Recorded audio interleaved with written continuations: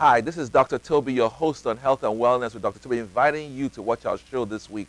We have a phenomenal guest, Dr. Ovayoza Dilea. Grew up in Nigeria, trained in Nigeria at the University of Ibadan for medical school, went to Brookdale Hospital in New York for her residency in pediatrics, and recently at the University Hospital Cleveland completed a fellowship in child, adolescent, and adult psychiatry. She's lived in different parts of America, in New York for 5 years, in Maine for 2 years, and then moved down to Louisiana. Now she's been here for 14 years, and she lives in the Natchitoches area and runs a hospital, a clinic with her husband. And she's going to be sharing with us her heart about pediatrics, her heart about psychiatry, and how she has combined being a mother, a wife, a pediatrician, a psychiatrist, a daughter, a sister, so successfully. She's also an author of a new book that followed a traumatic experience where she had an accident in 2010. You don't want to miss her story. Jesus is Lord. Amen.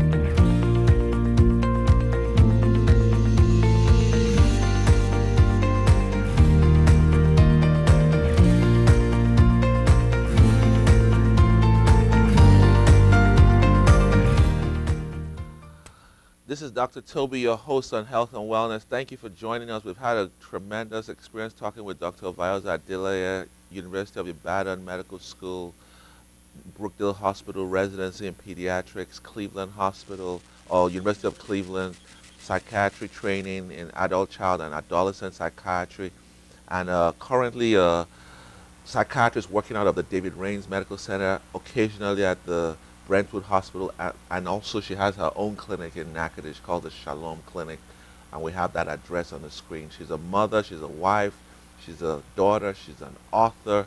We have her book here, Spirit Over Flesh. I want you to go on westbo.com and look at it. And we're going to be talking about this book today and the genesis of this book. I'm going to read the blurb on the back of the book to some degree. It says, Ovayoza sustained a spine, femoral, and hip fracture in a road traffic accident during a recent trip to her country. Throughout her healing experience, she continued to return to encounter Christ firsthand at the foot of the cross. This book is as a result of one of those encounters. You will be blessed as you read this book, Spirit Over Flesh. But we have the author right here, and we want to talk about that day in 2010 when you had this accident. And thank God you're a psychiatrist, so obviously we don't want to reopen old memories. But somebody said one of the therapies for post-traumatic stress disorder is, what's that thing? When you bring that reality to the person. I can't remember what they call it. Consciousness, something or something. Bring it to you from the unconscious to your consciousness. Right. So, if you don't mind telling us what happened on the Lagos-Ibadan Expressway on that fateful day. And this was 2010, as we said, 2010. It was July 14th. And then we were on a road trip. And like, you know, that road is a well-known road in Nigeria. Busiest road. It's one of the busiest expressways we have. And it's leading from Ibadan, where we were, visiting my my parents' in-laws, and heading back to Lagos, which is one of the biggest cities in Nigeria. So we're on the Ibadan, I guess we're going in that direction. We always call it the Lagos-Ibadan Expressway, but we're actually in Ibadan heading back to Lagos. And you had been on that road several times? Oh, multiple times. Okay. We'd just driven down the road to get there a few days earlier. So on our way going back to Lagos, we're actually trying to catch a flight to head to Abuja to visit my parents, because I hadn't seen them since we came to Nigeria and we were on vacation. What's interesting about going on vacation is I'd been out of Nigeria for about 10 years. I tried to go back every year or every other year at the time. My husband hadn't been back, so he'd been 10 years not been in Nigeria. And not that he didn't want to go. His parents tended to come visit, so he didn't feel the need. And also knowing, you know, the stress of being in Nigeria, he didn't even want to have to deal with that. But we're finally able to convince him, let's make a trip. You haven't been back there. It's been 10 years. And the one time he finally came with us is when, unfortunately, we met this accident on the Ibadan going back to Lagos on the expressway. So it was a really bad accident, and I'm one of the proponents who say when you're in a car, you have to have a seatbelt on. Unfortunately, I would only mostly keep to that rule when I was in the front seat in Nigeria, being that the, the rules there were not necessarily always being enforced. So sitting in the back seat, for for some reason that day I hadn't had my seatbelt on. So I think I must say, anyone who's in a car and that's driving, you must always have the seatbelt on. Unfortunately, the car did turn over on the So who was expressway. driving? There was actually a driver, and it Okay. was an SUV. The car was in good condition, but the tire went out. Oh. So the tire went out, and we're at a considerable speed, and the car somersaulted. So when the car went over, I got thrown out the vehicle. And I believe strongly being thrown is probably what resulted in majority of the injuries I had. Luckily, everyone else had their seatbelt on. Everyone else remained within the vehicle. Oh. So they got out of the SUV, and it took them a while to find me because I'd been thrown a considerable distance. Were you far from Ibadan at that point, or I were would you say closer about to Lagos? halfway or Okay. on the closer end to Lagos rather Okay. than Ibadan. Because then once we're able to get picked up, and like Nigeria is a community, everyone pretty much cares for each other. That's all we have, is to depend on each other, because there was no ambulance, there was no access to medical care of any form or kind. In fact, I was pretty much lifted off the ground, thrown in the back of a pickup truck, and you know how that goes. If you have a Because your spinal cord SUV was injury, not oh, it was a working. write-off. Okay. That was no longer rideable. Wow. So luckily, some passers-by stopped, rescued me at the point, and took me to the nearest hospital. And luckily, there is actually a kind of emergency station somewhere right before Lagos on the expressway. So they were able to provide some first aid and then transfer, transfer me to get hospital care. Wow. So that was July, right? Correct, July 14th, 2010. Wow. I know your son had a few bruises, Some lacerations, some scalp lacerations. He lacerations, needed sutures. but the driver, your husband, My and the two other girls, daughters were good. they were fine. So you had to undergo one or two procedures in Nigeria. Several, well, one procedure in Nigeria, which surprisingly, because I didn't feel it was such an complicated surgery. But it was a compound fracture, right? You said Correct. So the I bone had was a coming out of the skin, if I correct, may use that word. correct. So I had also a hip fracture as well as a femoral fracture, and the femoral fracture happened in several places. So what I needed was an open reduction and internal fixation. They needed to put in a rod. Unfortunately, which I was surprised to hear at the time, the needed materials were not available in the country, and they had to source these materials from South Africa. That took a while. Really? So during this period, we considered transporting me out either to the UK or back here to get the needed medical care. And in the process of trying to do that, I think I made it as far as the airport before I collapsed. And I needed immediate resuscitation, prolonged resuscitation. I didn't come to until the ambulance got me back to the hospital. Wow. So that had to be aborted. I couldn't be airlifted because I wasn't stable enough. And in hindsight, this just goes to show in Nigeria, we have to have the needed facilities, we have to have the needed equipment. Because, anyone, Can happen you to can't anyone, predict this right? happening. It could happen to anyone. And if Mhm. you can't make it out the country, which I couldn't because I wasn't stable enough to, Right.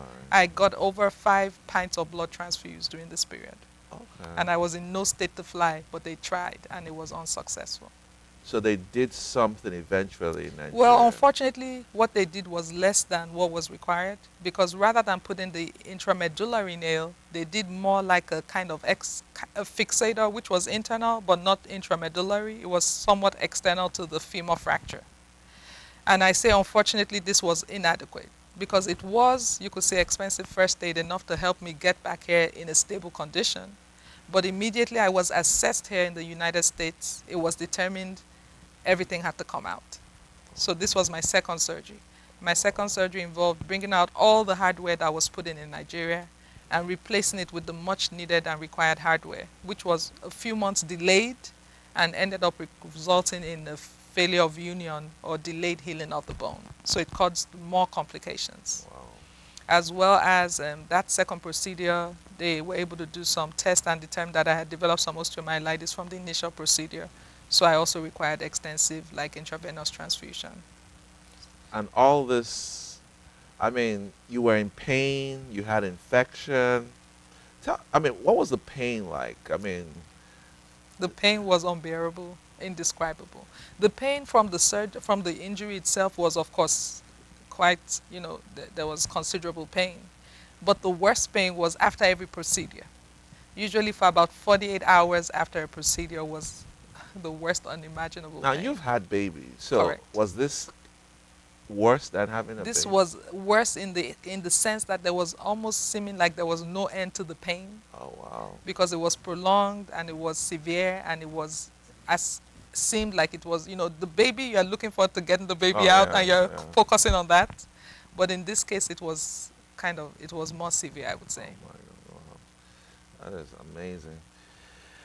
So, what were your thoughts laying in that Nigerian hospital that day? I know you went to the National Orthopedic Hospital first, Correct. and then you went to another private hospital in Nigeria later. Correct. Yes. Okay.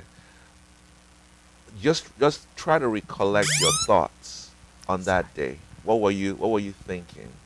Well, I think I was so severely injured that I Okay. was pretty much coming in and out of Oh, consciousness.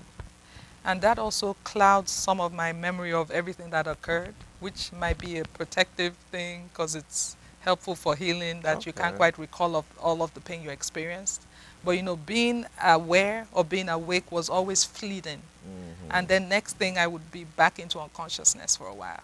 So it was almost I was in and out, not quite aware. And I think that's God's way of protecting you from the pain.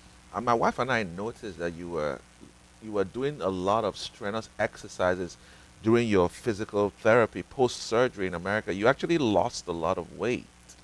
Well, what happened was prior to this Hmm. injury, I had recently just completed running a half marathon. Something like that, yeah. So I had been exercising.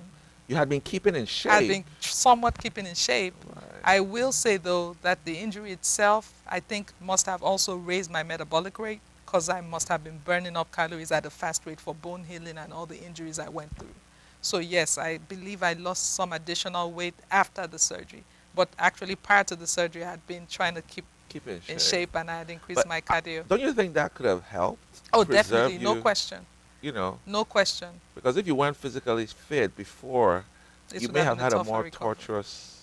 It would have been a tougher recovery. Wow, So, wow. and that's another reason we all need to ensure we stay fit at all times. So what was your motive to lose weight before the accident? You wanted to get to a certain weight, you wanted to feel healthier. You Correct. weren't sick, you I weren't was, diabetic, I hypertensive. actually had developed some high blood pressure and Okay. I had to be put on very minimal medicine. But then that was enough for me to be motivated to say, oh, and my physician at the time, which I also am aware, if I could drop 10 or 20 pounds, it makes a big difference. Hmm. And interesting enough, once I dropped that weight, I was actually able to come off medicine. So it Oh, was wow. actually effective in managing my high blood pressure for a while. So just diet and exercise, and I was able to maintain that for a long period. Do you mind telling my viewers what exercise you were doing? I know you were walking. Correct. So cardio exercise, mostly walking. I was also sometimes in the gym doing the elliptical. And then once I decided to run the half marathon, I joined a group of runners and we used the walk run method simply because there was no way I was going to be running 5 miles straight. So we Hmm. use a little timer and maybe do 30 minutes on, 30 minutes off. So rapid just jogging and then walking.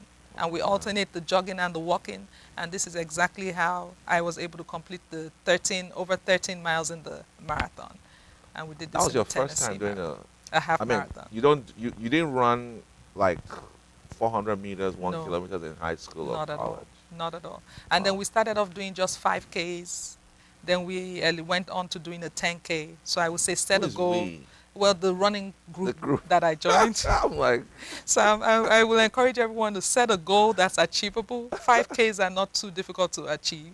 thank you And once very you do a much. few 5Ks, set a 10K. That's the next goal. And after the 10K, we went the half marathon. And Okay. unfortunately, since my injury, I'm yet to get to the full Get back to marathon. But I might start off again from a 5K if I'm ever in the position to do that. wow, wow, wow. So, do you still have pain, physical pain till today? Some pain, but Okay. nothing that I would say is unbearable, and usually only after I've been running or doing some exercise. But if I stay off it, I pretty much do well. So what I've decided is I've developed an exercise regimen where I Okay. don't bear as much weight. Cycling is great for non-weight bearing exercise. Also, the elliptical has been amazing. So I pretty much alternate between the cycling and the elliptical, and then Okay. maybe once a week I might do a walk. But I tend to try to lay off the walking and do more of the cycling. Swimming. Swimming is amazing when I get the opportunity. And when I was rehabbing, I did a lot of swimming and water aerobics. In Shreveport. Well, we have a kind of hostel there. Well, sorry, we have a indoor pool which was at the university. In Of Shreveport. there's a Northwestern University there in Natchitoches. Oh, okay. Oh, okay. Unfortunately, since then, that university has actually the pool, which was the indoor pool, has been closed. Okay. They do have an outdoor pool at the same Northwestern State University, and they Oh. will over the summer sometimes give aerobic Oh, classes. pretty awesome. Wow. Wow. So you had two procedures in the U.S.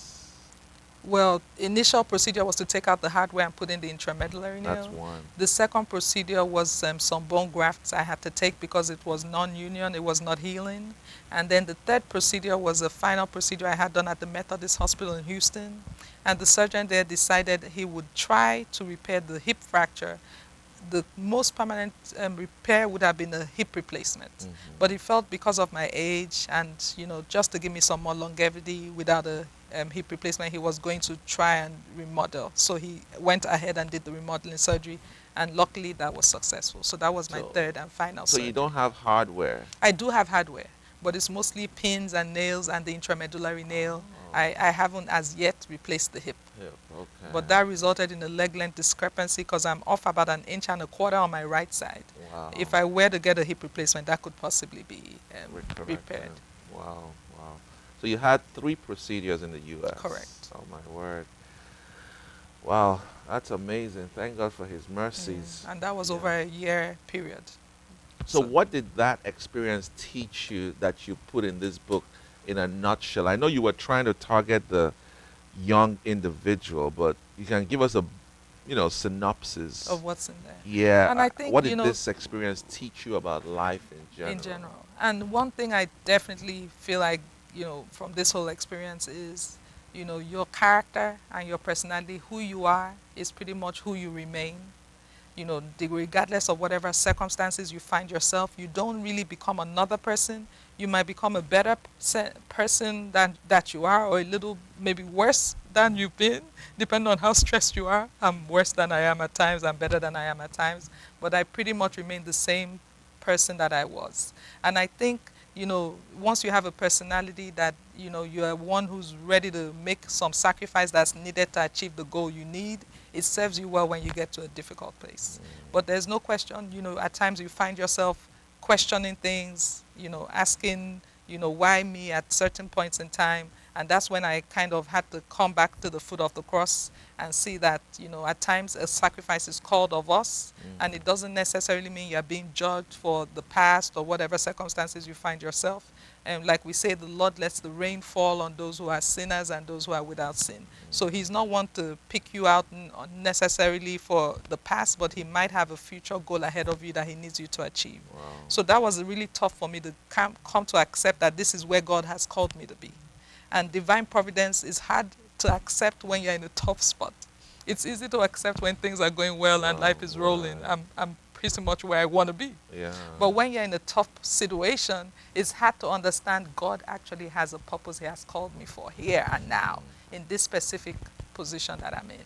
So that's, that was tough for me to come to that conclusion. But then if you let the Spirit always overcome the flesh, then you know that you have to kind of submit yourself to let the Lord see you through. And that's pretty much how I was able to get through that tough time. And of course, your husband helped you through. I mean, No it's question. not easy for a woman to allow a man to do all those, ADLs. No question. So that was a life-changing No question. moment. My husband was supportive. My children were supportive. My mom had to come down from Nigeria to help at the time. You all were supportive. Thank you very much. Family, friends. It takes a village. Wow, wow, wow. And best part, and I'm saying this is not the best part, but a lot of people who have this condition end up being, I don't want to use the word, but they become dependent on pain meds, or they become obese because they laid the excuse on that hip fracture. They end up gaining 100 pounds and they say, well, I had a bone pain, and So you never gained the weight. You never stopped. You went back Trying. to medicine. True. Obviously, you're not a pain addict. Obviously, you're practicing psychiatry. Hopefully not. You wouldn't be a psychiatrist if you were opioid use Sure. disorder. But so that, really these are serious things. Hmm. Pain is real. And Pain I is real. experienced pain that was real. In fact, my children sometimes tell me, Mom, I think when you broke the hip, you broke the nerves. Because it's like I keep going and they're saying, you can't keep going if it's broken. But sometimes you have to push through that pain to come to the goal that you need to achieve. Wow. And I might have been lucky, I don't have the genetics for an opioid addiction. Many people were all wired a bit differently, and pain meds make me nauseous, they make me itch, and in fact the pain has to be bad enough that I'm So gonna you weren't taking a lot of I had to opioids when take you pain meds when I went through surgery, usually for at least a period of about 2 weeks. PCA pump. I had to get the PCA pump during the period when I was in the hospital. And then once I was sent home, I was sent home on pain meds. So, and I would use them. There's a time when you need those kind of medicines to get you through the worst of the pain. Right. But there's going to be some residual pain that you have to find different ways of working through.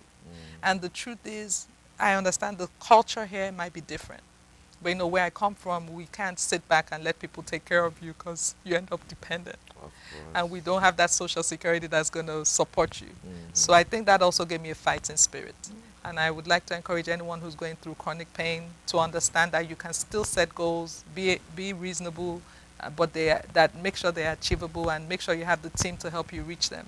But it is possible to come off those meds and go back to some form of So independence. you're in your mid 40s. Obviously, you know the demographics. Louisiana, Mississippi have the highest obesity rates. You've lived in America for 14 years or more. How many years? Correct, about there. No, it's more than Well, that. more than that, Well, you came in in Louisiana Louisiana for 14, 14 right? years, but in the US as a whole for about 20 But years, you've maintained your weight, since and I think you've 2002. done something that we need to know. So give us the nutritional guidelines you've followed since before before your accident, after your accident. Do you tell your kids, or do you in your home as a whole tell your family, we don't eat this, we eat this? Because a lot of my viewers are having difficulties keeping a good nutrition, and unfortunately it's affecting their health. And I And feel as a middle-aged woman in her 40s, you can point them in the right direction. no question, I face those challenges too. And I think for working mothers, it becomes increasingly difficult because we're so busy multitasking, trying to get to work, trying to get to different places. It's hard to sometimes sit down and set meals down. So even my children and myself, we struggle with having a good, healthy diet. But one thing that in fact, recently, like and for children, I feel like we said, it has to be balanced. When we get older, our nutritional needs change and might vary, and we can even put in like protein shakes as meal supplements instead of doing a big meal, do a more limited, restricted, caloric controlled intake, which I'm trying to do now to watch my weight. Okay. But for children who are growing children, you need to have a good balance of everything. Balance, So protein is the key, and I tend to say, oh, try not to fry. I okay. think around here we like to fry. We fry chicken, fried fish. If you can bake, that cuts out a lot of the fat. Also, making sure there's fruits and veggies on the plate. And unlike our Nigerian diet, which is very high in carbs, unfortunately, we need to lay back on the carbs and try to make up the calories with more healthy, nutritious whole wheat as well as fruits and veggies. So beans, Beans, no question. Lentils, Okay. sweet potatoes, they're sweet, Oh, but they're really? actually But they're good high in in fiber. carbohydrates. They're not as the Okay. glycemic index is not as bad as Okay. pure rice. Oh, So I'm like, if we really? can mix it up a little and do Okay. more, not rice every day, and potatoes, as long as they're not fried. Okay. They're still, yes, they're still carbs, but watch the portions is what I say. So what the portion size is, don't supersize it. That's so easy to do these days. So you discourage fast food as a whole. I discourage fast food as a whole. It's okay maybe once a week or as a treat, but try not to make it a regular staple on your table, like more than once a week or more than twice a week. That's a lot of fast food. Especially sometimes I also say try and do Subway. And if you do Subway, try and skip the chips. It's hard, Okay. but you can do a whole wheat bread. You can put chicken and veggies on there. Do you think there's a psychiatric reason? I mean, we know of binge eating, and I'm just curious if there's some issues with, there's the bulimia, the anorexia amongst young girls. Correct. So that's taking a big upswing in No America. question. And Yeah. I would say more so in the northeast and Okay. and then down here in the south, but I'm now seeing a lot of it now in adolescents. And a Okay. lot of time is trying to live up to the expectations from social media and whatever media out there. They're seeing skinny girls and everybody wants to look that way. And then the children girls start to restrict their eating, and eventually some So females, skinny is not healthy. That's the not rule. definitely not always healthy. Definitely not healthy. So taking in the right amount of calories, and especially for growing children who still have brain development, bone development, that's all going on. You need to have Yeah. healthy nutrition. So this was a spiritual awakening, spirit over flesh. This was a spiritual awakening for Avioza. We're going to end the last 2 minutes. Tell us about, you've talked about your physical remodeling of your hip, your nutritional, your physical therapy. Tell us what changed after July 14th spiritually, 2010. What changed? You were a church goer, you were a good girl, you were a If you say so. father's favorite child. What changed after July? Is it July 14th, Correct. 2010, spiritually? And I'm not going to say much changed, because I even want to say, one question I always had is, spiritually, I felt I was serving and being in service as much as I could be at the time, as a mother, as a daughter, as a friend or family member. But I feel what changed the most is I came to understand the meaning of sacrifice. Mm, And I came to understand, to a better degree what it means to be truly faithful, not just in the good times, but also in the hard times. I think mm, that's what I learned most from this experience, is wow, the Lord allows the snowstorm, he also allows the sunshine. It wow. doesn't mean he's not there. He's present at both times. And then, hanging in there in the tough times is what I think I most, So this made you, give you some grit. I think it increased the grit.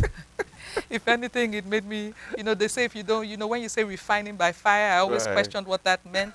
But I truly believe that going through the fire, I emerged, better molded and you could You say don't judge more people too fervent. hastily Not at anymore. all. And I think I also have more empathy.